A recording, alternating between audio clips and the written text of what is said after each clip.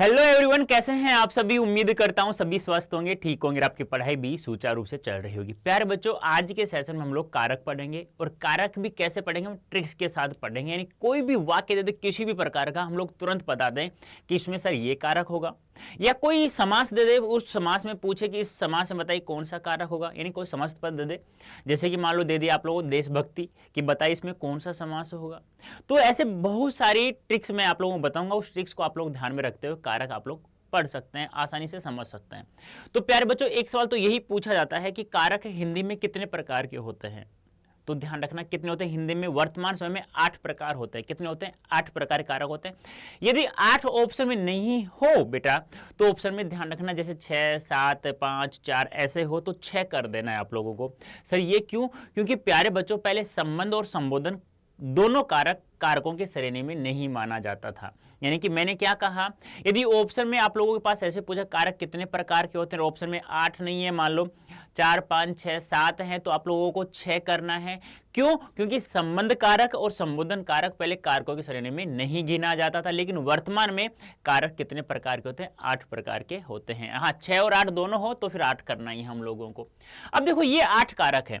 अब इन कारकों के साथ साथ इनके कारक चिन्हों का भी हमें याद करना है। कारक चिन्ह वो भी आप लोगों को याद रखना है। और कारक को ध्यान रखना, कारक को हम लोग परसर्ग के नाम से भी जानते हैं। या आप लोगों से ये पूछ लिया जाए, यानी कि कारक को किस अन्य नाम से जानते हैं, तो परसर्ग के नाम से जानते हैं, या कारक चिन्ह को किस अन्य नाम से जानते हैं, तो परसर्ग। दोनों ध्यान रखना, आपको कैसे भी सवाल पूछा जा सकता है। इस शब्द को और ध्यान रखना है आप लोगों को, परसर्ग। ठीक है, ये भी ध्यान रखना है।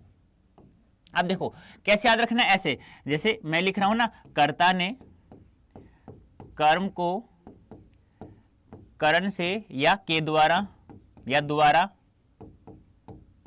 के द्वारा संप्रदान के लिए, ठीक है, हाँ, अपादान से, और कब बेटा? अलग होने की स्थिति में, ठीक है, संबंध का, के, की, रा, रे, री, ना, ने, नी, ऐसे याद रखना है। अधिकरण में, पर, और संबोधन हे, अरे, अहो, वाह, शाबाश, इस प्रकार से। एक बात और ध्यान रखना, एक सवाल ये भी पूछा जा सकता है आप लोगों से, क्या कि संबोधन चिन्ह की जगह किस चिन्ह का प्रयोग हम लोग कर सकते हैं। तो ध्यान रखना, संबोधन चिन्ह की जगह, संबोधन विराम चिन्ह की जगह हम लोग कभी कभी अल्प विराम यानी कोमा का प्रयोग भी कर सकते हैं। ये ध्यान रखना। या ऐसे पूछा जाएगा कि संबोधन कारक चिन्ह की जगह, संबोधन विराम चिन्ह की जगह, संबोधन चिन्ह की जगह किस चिन्ह का प्रयोग किया जा सकता है या किया जाता है, तो अल्प विराम का प्रयोग किया जाता है। कोमा जिसे आप लोग कहते हैं ना, उसे अल्प विराम कहते हैं। तो आप लोगों को ऐसे याद रखना है, कर्ता ने कर्म को करण से संप्रदान के लिए, अपादान से अलग होने के अर्थ में, संबंध का, के, की, रारे, री, नाने, नी, अधिकरण में, पर, और संबोधन हे, अरे, अहो, वाह। और सुनो ध्यान से, और इसके अलावा देखो, अब आप लोगों से सवाल ऐसे भी आ सकता है, अब के लिए है, के लिए की जगह के वास्ते भी आ सकता है, ठीक है, के हेतु भी आ सकता है। ये भी आप लोगों को ध्यान में रखना होगा आप लोगों को। और यहां अधिकरण की बात करूं तो पे भी आ सकता है, ठीक है, ये भी आप लोगों को ध्यान में अलग से रखना है। अब देखो, ये तो हमें पता चल गया, कहीं पर भी कोई भी कर्म, मतलब जैसे हम लोग कहते हैं ना कि एक वाक्य का एक नियम होता है कि पहले कर्ता होता है, फिर कर्म होता है, फिर क्रिया होती है। अब कर्म के बाद में यदि कोई भी चिन्ह होता है किसी भी कारक चिन्ह का, ये कारक चिन्ह है, ये सारे के सारे क्या है? कारक चिन्ह बोल दो, परसर्ग बोल दो, बात एक ही है। अब आप लोगों को जैसे मान लो कर्म के बाद में को आ रहा है तो कर्म कारक हो गया, कर्म के बाद में से या के द्वारा आ रहा है तो करण कारक हो गया। इस प्रकार से आप लोग कर सकते हैं। लेकिन कुछ ट्रिक्स ऐसे हैं, जैसे मैंने कहा, उदाहरण के लिए समझा रहा हूं, जैसे अध्यापक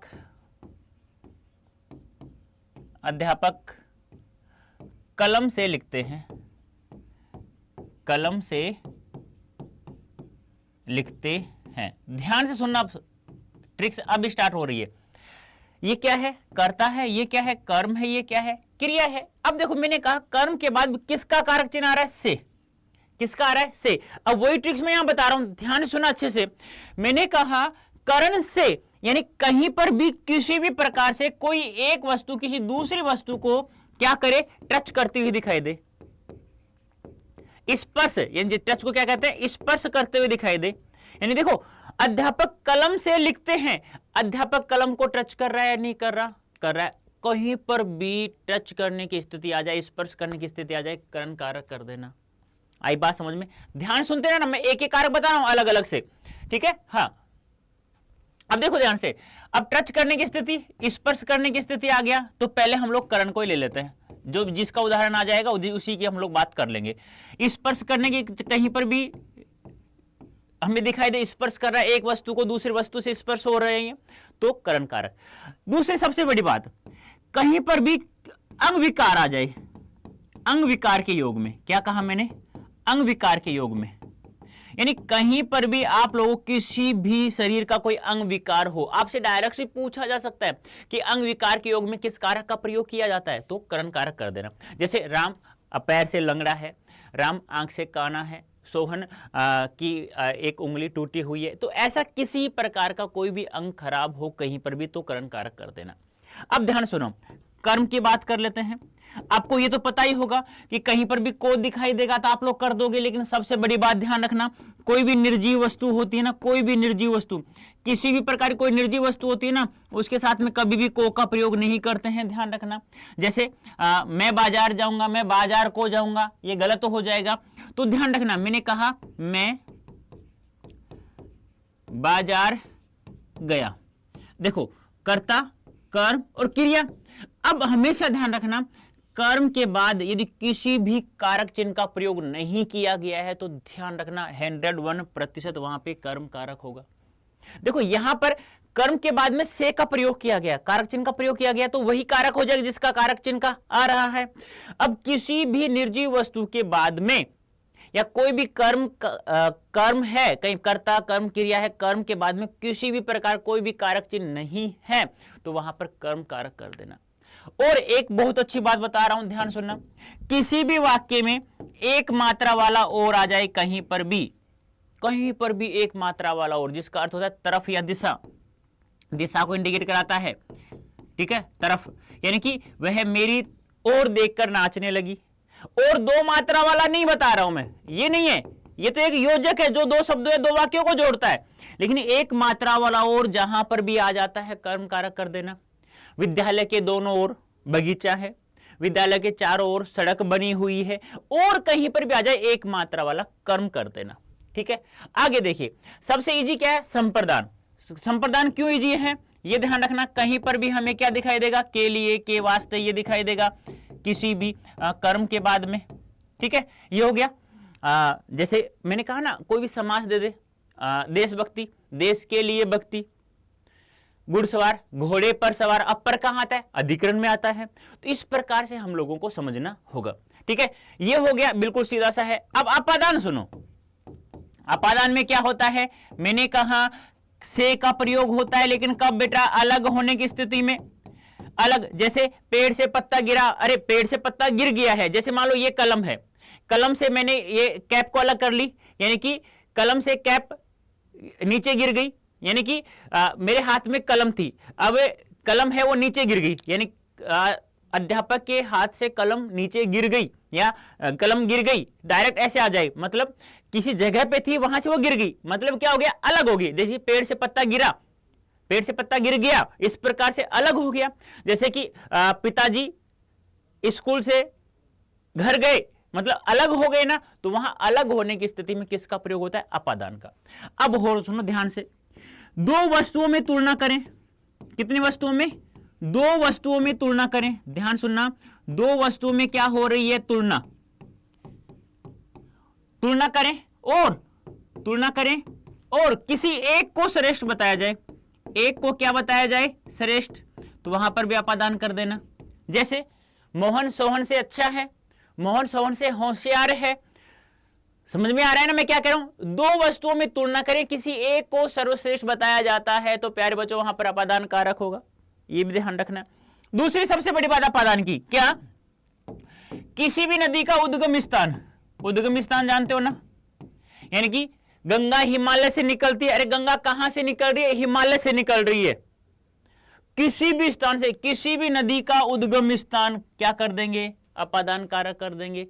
कर सकते हो ना? आगे देखिए, अब मान लो कोई भी अधिकरण कारक आ जाता है सीधे सीधे, ठीक है।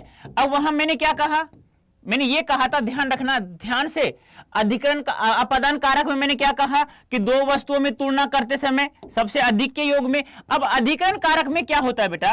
अधिकरण कारक में दो से अधिक वस्तुओं में तुलना करते हैं। कितने में? दो से अधिक, दो से अधिक, दो से अधिक वस्तुओं में, वस्तुओं में क्या करते हैं? तुलना करें, तुलना करें और किसी एक को सर्वश्रेष्ठ बताया जाए। तुलना करें तथा किसी एक को सर्वश्रेष्ठ बताया जाए, सर्वश्रेष्ठ बताया जाए। वहां पर अधिक, मैंने क्या कहा? दो में तुलना करेंगे तो अपादान कारक होगा, दो से अधिक में तुलना करेंगे तो कौन सा हो जाएगा? अधिकरण कारक हो जाएगा। जैसे उदाहरण के लिए मैं बात करूं, मोहन कक्षा में होशियार है, यानी मैंने क्या कहा? मोहन कक्षा में होशियार है। मोहन कक्षा में क्या है? होशियार। अभी सीधी सी बात है बहुत। मैंने कहा महेश परिवार में सबसे बड़ा है, महेश परिवार में सबसे बड़ा है।